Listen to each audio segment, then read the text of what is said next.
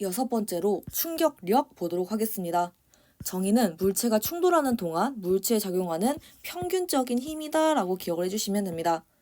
그래서 우리가 앞에서 F랑 T 그래프 봤었는데 이렇게 힘이 작용하는 상황에서 적분, 즉 이렇게 하게 되면 얘가 바로 넓이이고 이 넓이는 바로 충격량이다 라고 했었습니다. 그래서 얘네들 적분한다는 게 넓이를 구하세요 라고 봐주시면 됩니다.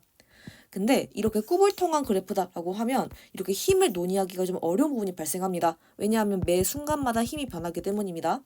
그래서 넓이는 똑같은데 직사각형으로 그려보자라고 하는 작업을 거치셔야 됩니다.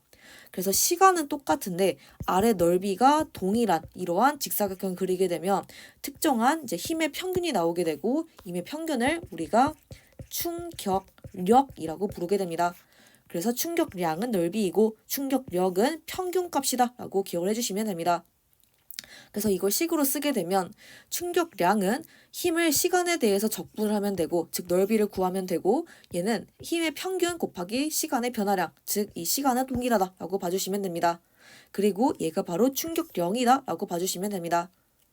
그리고 그래프를 굳이 이렇게 그리지 않고 뭐 예를 들어서 뭐 이렇게 그려도 되고 뭐 이렇게 그려도 되고 뭐 전혀 상관없습니다. 아랫부분의 넓이만 동일하면 그래프가 어떤 모양이든지 이렇게 네모나게 그리는 거는 동일하다라고 봐주시면 됩니다. 그러면 예시 보겠습니다. 먼저 정지 상태인 동일한 유리컵을 같은 높이에서 방석과 콘크리트에 각각 떨어뜨리는 상황입니다. 이런 상황에서 그래프는 이렇게 그려지고 S1과 S2, 즉 넓이는 동일하다라는 걸 기억을 해주시면 됩니다. 그러면 충격량 비교해 보겠습니다. 힘 시간 그래프, 즉 FT 그래프에서 아랫부분의 면적이 충격량인데 이게 동일하기 때문에 충격량 동일 봐주시면 되고 충격량은 운동량의 변화량이다 라고 우리가 알고 있는 공식이기 때문에 당연히 얘네들은 동일하다라고 봐주시면 됩니다. 그리고 충격력을 받는 시간을 보자면 T1과 T2 보면 T2가 훨씬 깁니다. 왜냐하면 방석이 훨씬 더 부드럽기 때문에 더 오래 접촉해 있다라고 봐주시면 됩니다. 근데 충격력이라고 하는 건 우리 시간하고 이제 충격력을 곱한 게 충격량이기 때문에 약간 달라집니다. 그래서 충격량은 서로 동일한데 충격을 받는 시간은 T2가 더 크기 때문에 당연히 충격력은 T2가 더 작다라고 봐주시면 됩니다. 그래서 얘네들은 서로 반비례 관계다라고 봐주시면 됩니다. 그래서 이거 참고해서 이거 수식들 이해를 해주시면 되고 두 번째 예시인 정지 상태인 질량이 m인0 A와 정지 상태인 질량이 2m인 0 B를 발로 차는 상황 보도록 하겠습니다. 그리고 이때 그래프는 이렇게 되고 마찬가지로 아랫부분의 넓이는 동일하다라고 봐주시면 됩니다. 힘 시간 그래프의 아랫부분의 면적이 동일합니다. 그래서 발로 차는 동안 A와 B가 받는 충격량의 크기는 동일하다라고 봐주시면 됩니다. 그리고 발에서 떨어질 때 공 A의 속력을 V라고 하게 되면 공 B의 속력은 2분의 1 V다라고 봐주시면 됩니다. 왜냐하면 충격량이 똑같습니다. 그리고 다 정지 상태입니다. 그래서 충격량 동일하다라고 하면 운동량의 변화량이 동일한데 얘는 나중에 있는 운동량 빼기 처음에 있는 운동량입니다. 근데 지금 얘가 정지 상태입니다. 그래서 빵이에요. 그래서 운동량의 변화량은 그냥 나중에 운동량과 동일하다라고 봐주시면 됩니다. 그래서 떨어질 때 공의 속력이 mv다라고 하면 운동량은 mv가 되고 얘는 운동량이 마찬가지로 이제 나중에니까 mv 똑같아야 되기 때문에 2n 곱하기 2분의 1v가 돼야 됩니다. 그래서 얘다라고 봐주시면 됩니다.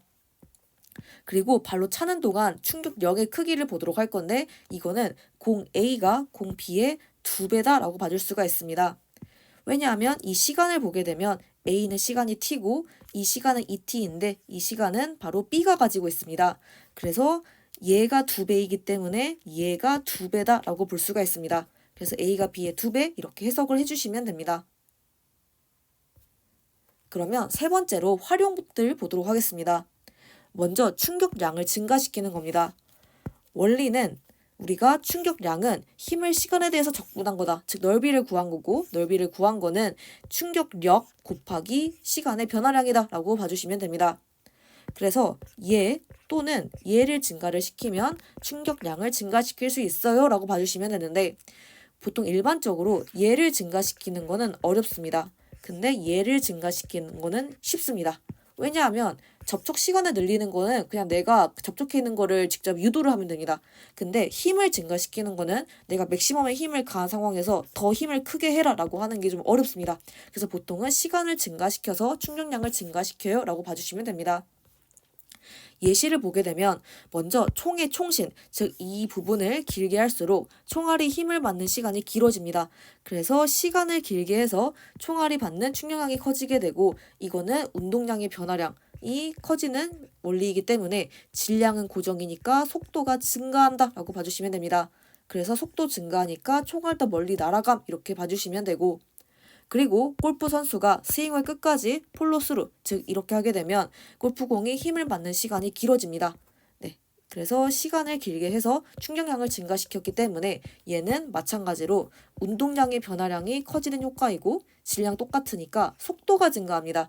그래서 골프공이 더 멀리 날아간다라고 봐주시면 됩니다. 그럼 두 번째로 충격력을 감소하는 방법들 이제 예시를 보도록 하겠습니다. 근데 원리를 보게 되면 먼저 충격량은 동일한 상황입니다. 근데 시간을 증가시킨다라고 하면 최종적으로 충격력을 감소시킬 수 있다라고 봐주시면 됩니다. 그래서 예시들 보게 되면 진짜 많습니다. 번지점프의 줄, 배에 달린 타이어, 포수 글러브, 태권도 보호대, 에어캡 장치, 이제 포장지, 그리고 자동차 범퍼, 자동차 바퀴의 충격 흡수기, 에어백, 자동차 안전목, 에어매트 등등등등 해서 무궁무진한 예시들이 있습니다.